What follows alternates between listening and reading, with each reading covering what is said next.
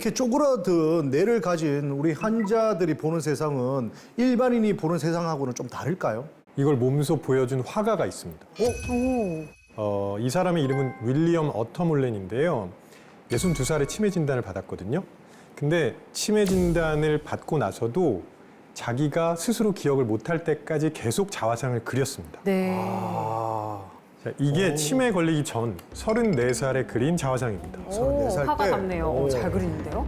마지막 자화상을 보여드릴게요. 네. 뭐예요? 자, 이게 치매 진단을 받은 후에 마지막으로 그린 자화상입니다.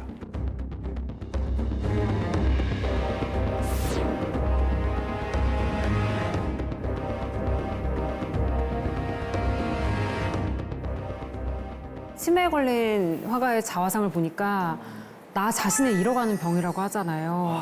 이게 진짜 무서운 질병이구나라는 생각이 다시 한번 들었습니다.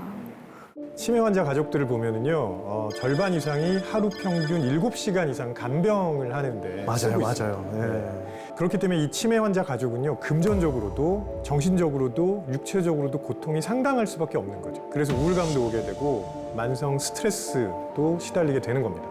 그래서 스트레스 때문에 수면의 질도 떨어집니다. 이런 것들이 모두 또 치매의 씨앗이 될 수 있습니다. 아, 그렇네요. 이게 계속 반복될 수 있겠네요. 그렇죠. 네. 그래서 치매 환자 가족을 숨겨진 치매 환자라고 부르기도 합니다. 치매의 대물림이네요. 너무 슬프네요. 그러니까 실제로 이 치매 환자 간병인들은 평균 주당 2.5에서 3.5시간가량 잠을 덜 자고요. 네. 또 주 간병인인 이 배우자의 치매 위험도가 74%. 또 엄마가 치매인 경우 딸이 치매에 걸릴 확률은 무려 80%나 높아진다고 합니다. 환자도 가족도 힘든 치매. 진짜 도대체 왜 생기는 겁니까? 그럴까요? 자, 두 사진의 차이가 뭘까요? 일단은- 우측 사진에는 빨간 부위가 되게 그럴까요? 많고. 가운데 비어있는 공간이 우측이 조금 더 큰 것 같기도 하고 그런데요. 네, 저 부위의 정체는 바로 베타 아밀로이드입니다. 베타 아밀로이드? 네, 우리 뇌는 체중의 2%에 불과하지만 아까 말씀드린 대로 우리 몸에 들어온 산소 중에 거의 무려 20%를 사용할 만큼 굉장히 에너지를 많이 소모하는 기관인데요. 이때 이 대표적인 노폐물이 바로 베타 아밀로이드예요. 네, 수면 중에 이 멜라토닌 분비가 되지 않으면 베타 아밀로이드가 몸 밖으로 배출되지 못하고 뇌에 뒤엉켜서 쌓이고 결국 뇌를 망가뜨려서 알츠하이머 치매가 발생하게 됩니다. 그렇군요. 네. 실제로 알츠하이머 치매 환자하고 대조군의 뇌를 비교해서 분석해봤거든요.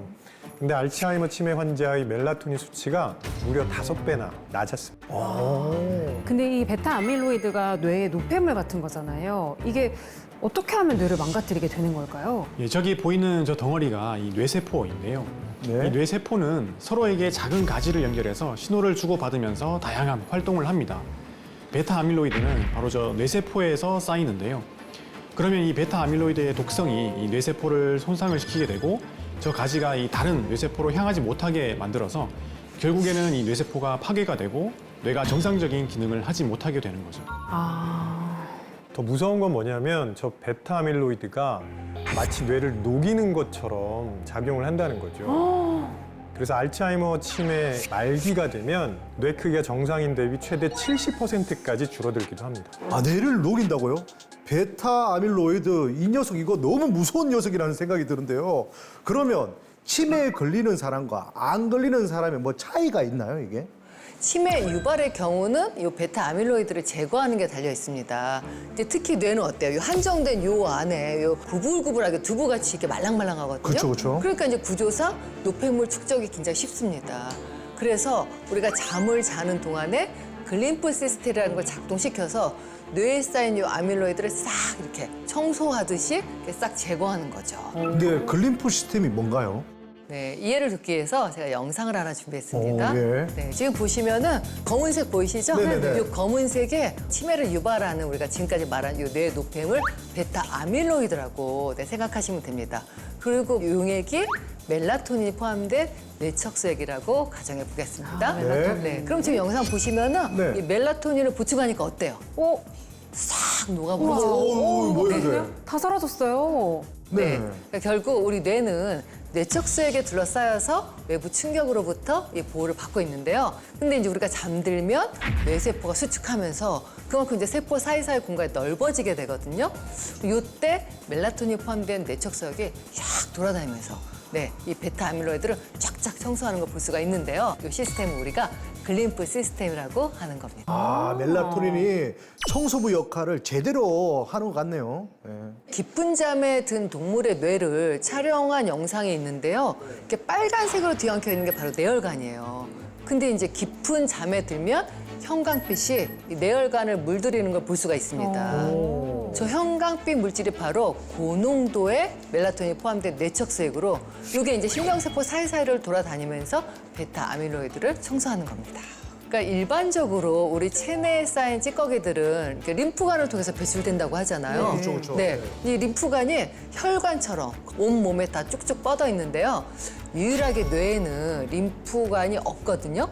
그러니까 결국은 이 찌꺼기를 배출할 통로가 없기 때문에 베타 아밀로이드 같은 이 뇌 속 찌꺼기를 청소해주는 글림프 시스템이 굉장히 중요하겠습니다. 뇌가 저렇게 깨끗이 청소만 된다면 확실히 치매 예방에는 도움이 많이 될 것 같은데요.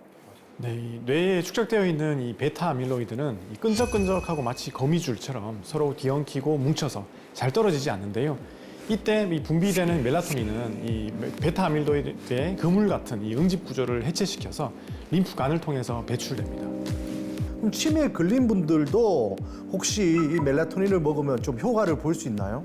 멜라토닌이요, 이미 형성되어 있는 베타 아밀로이드도 분해해서 배출하는 것으로 알려져 있습니다. 실제로 한 연구 결과를 보면 멜라토닌을 투여한 알츠하이머 치매 쥐의 해마에 쌓여있던 베타 아밀로이드가 감소한 걸 확인할 수 있었거든요. 도움이 이야, 되네요. 그렇군요. 네. 그리고 혈장에 쌓인 베타 아밀로이드도 약 4배 정도 감소했다고 합니다. 네. 우리가 자는 동안 뇌와 전신에 쌓인 노폐물을 제거해주는 멜라토닌. 섭취 시 주의해야 할 사항이 있을까요? 네, 이 하루 권장량인 2mg을 지켜서 먹는 것이 좋습니다. 이 식물성 멜라토닌은 식물에서 추출한 이 멜라토닌으로 이 자연 영양소까지 들어있어서 좋은 시너지를 낼 수가 있습니다. 또 이 멜라토닌은 수면제가 아니기 때문에 이 별다른 부작용이 없다는 점을 꼭 참고하시길 바라겠습니다. 작지만 꾸준한 습관이 건강한 몸을 만듭니다. 굿모닝 건강 브런치였습니다.